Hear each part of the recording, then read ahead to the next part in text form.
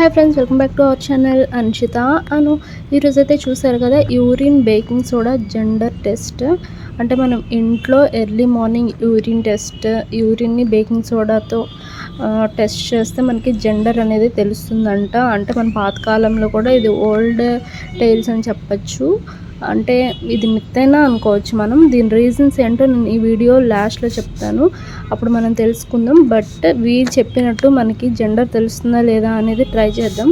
నేనైతే ఇప్పుడు 4th మంత్లోకి entry అయ్యి 1 వీక్ అవుతుంది. సో నేను ఫస్ట్ టు 3 మంత్స్, ఈ 3 మంత్స్ని మనం ఫస్ట్ టెర్మిస్టర్ కింద తీసుకుంటాం కదా. ఇప్పుడు ఈ ఫస్ట్ టెర్మిస్టర్లో నేను యూరిన్ టెస్ట్ చేశాను, అది ఇప్పుడు మీకు చూపిస్తాను. అంటే తర్వాత సెకండ్ టెర్మిస్టర్లో, థర్డ్ టెర్మిస్టర్లో కూడా చేద్దాం. 3 సేమ్గా వస్తుందా లేదో కూడా ట్రై చేసి చూద్దాం. ప్రజెంట్ అయితే మనకి మెయిల్ అయితే యూరిన్లో బేకింగ్ సోడా వేస్తే ఫోమ్ అనేది ఫామ్ అవుతుందంట. అంటే పైన లేయర్గా ఫామ్ అవుతుందంట, తెల్లగా ఆర్ బబుల్స్ లాగా వస్తుంది.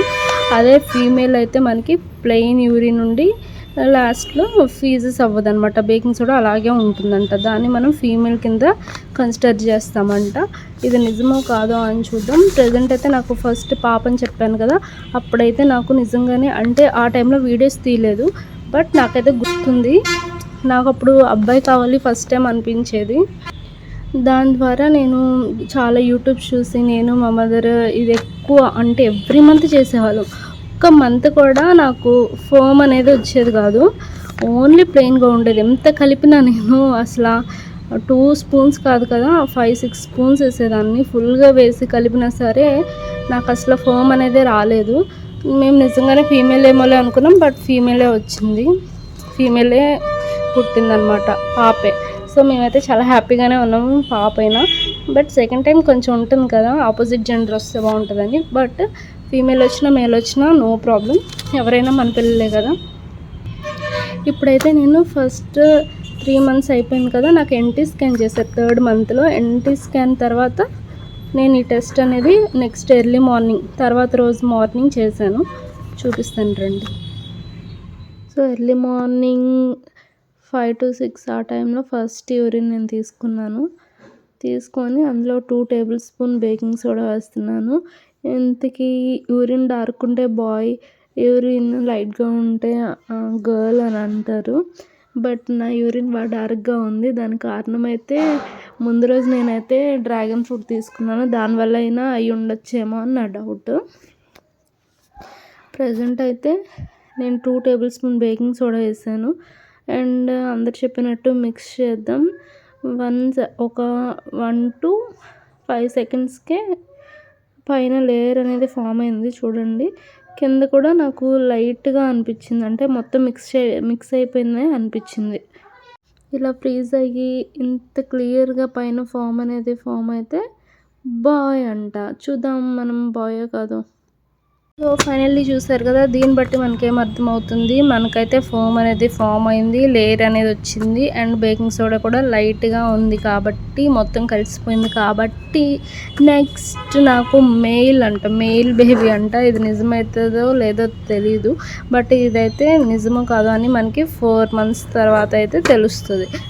బట్ దీని రీజన్స్, అసలు ఫోమ్ అంటే అది ఫోమ్ ఎందుకు ఫామ్ అవుతుంది, ఎందుకు ఫామ్ అవ్వట్లేదు అనే రీజన్స్ అయితే మనం ఈ వీడియోలో తెలుసుకుందాం.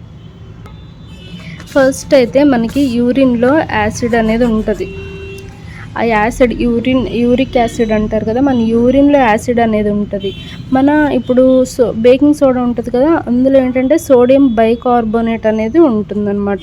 ఇది యాసిడ్తో కలిస్తే ఫోమ్ అనేది ఫామ్ అవుతుంది, బబుల్స్ అనేవి వస్తాయి.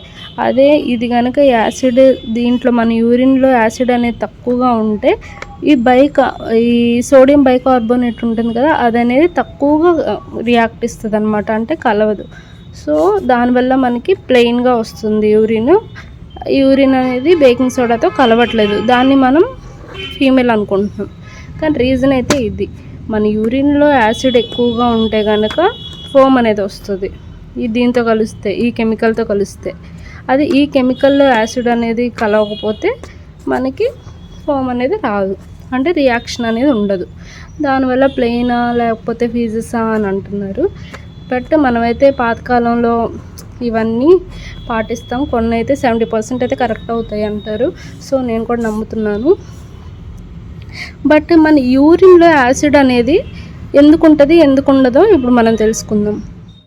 అర్థమైంది కదా. ఇప్పుడు మనకి యూరిక్ యాసిడ్లో అంటే యూరిన్లో యాసిడ్ ఎక్కువగా ఎందుకు ఉంటుందంటే ఇన్ఆర్గానిక్ యాసిడ్స్, అంటే మీకు అర్థమయ్యే లాంగ్వేజ్లో చెప్పాలంటే బయట కల్తీగా యూస్ చేస్తారు కదా, అంటే డ్రింక్స్ ఉంటాయి కదా, కోకోకోలా అలాంటివి ఎక్కువగా మనకి యాసిడ్ యూరిన్లో యాసిడ్ అనేది ఇంక్రీజ్ చేస్తుంది. తర్వాత సిట్రస్ ఫ్రూట్స్ ఉంటాయి కదా, అంటే నాకు దీనికి ఏదో లింక్ ఉందనిపిస్తుంది. ఎందుకంటే మనం వామిటింగ్స్, నాజియా ఇవన్నీ ఎక్కువ ఫీల్ అవుతాము.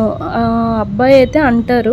సో ఆ టైంలో మనం ఎక్కువ పులుపు తినాలని, అంటే ఆరెంజెస్ తింటాము, యాపిల్స్ తింటాము, ఎక్కువ ఫ్రూట్స్ తినడానికి ఇష్టపడతాం కదా, దానివల్ల మనకి యూరిక్ యాసిడ్ అనేది ఇంక్రీజ్ అవుతుందని నాకు అనిపించింది. అండ్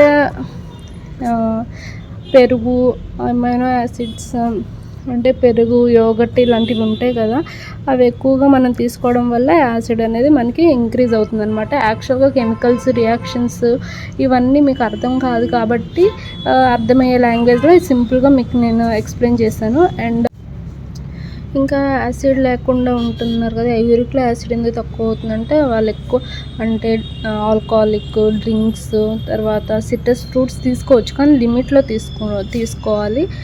సో బనానాస్, కుకుంబర్ ఇవన్నీ యాసిడ్ అనేది తక్కువగా వస్తుందన్నమాట. ఇది మనకి వామిటింగ్ వల్ల ఎక్కువగా తీసేసుకుంటూ ఉంటాం. అంటే సిట్రస్ ఫ్రూట్స్ తీసుకోవచ్చు కానీ ఎక్కువ తీసుకునే దానికన్నా ఎక్కువ తీసుకుంటే యాసిడ్ అనేది పెరుగుతుంది, లిమిట్లో తీసుకుంటే నార్మలైజ్ అవుతుంది అనమాట. కానీ సిట్రస్ ఫ్రూట్స్ అనేవి మనకి హెల్దీయే, తినచ్చు. సో ఇది దాని రీజన్. సో అర్థమైంది కదా. ఈ వీడియో కన్క్లూజన్ ఏంటంటే, అంటే యూరిక్ యాసిడ్ నాకు సైన్స్ ప్రకారం చూస్తే ఇది అది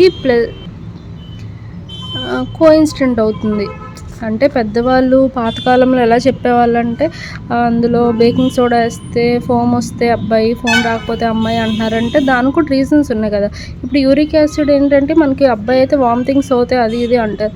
నిజంగానే అలా అయ్యి ఉండొచ్చు. మనకు వామిటింగ్స్ అయ్యి నాజియా ఫీలింగ్ ఎక్కువగా ఉండి డ్రింక్స్ తాగాలనిపించడం, తర్వాత సిట్రస్ ఫ్రూట్స్ తినడం, పుల్లగా తినడం ఇలాంటివి చేస్తున్నాం కాబట్టి మనకి యాసిడ్ అనేది వస్తుంది. దానివల్ల ఫోమ్ అనేది ఫామ్ అవుతుంది.